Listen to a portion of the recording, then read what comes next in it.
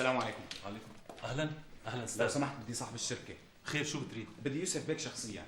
الحقيقة خير يا ابني، أنا يوسف لك، شو بدك؟ بدي بيع هدول الأسهم.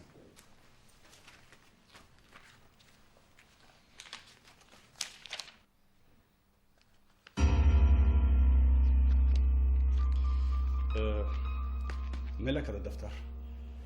هذا دفتر إلي ومعمل لي فيه وكالة، إذا بتحب تشوفها. شفتها، بس مين اللي بعت إياه؟ الأستاذ وليد. وليد وينه هلا؟ ما بعرف، هو باعني إياهم وبعدين ما عاد شفته. اسمع يا ابني، إذا بتقول لي وين وليد أعطيني هدول بالأول وبعدين كمل.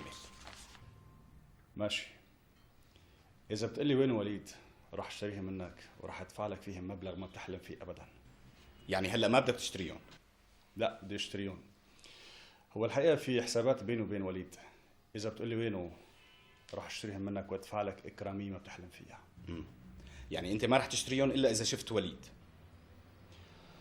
لا، بدي اشتريهم، بس مثل ما لك شايف أنا مشغول وطالع مشوار. فيك ترجع لعندي أنت ما حبيت مثل هالوقت وما رح تكون غير راضي. أوكي بخاطرك. مع السلامة.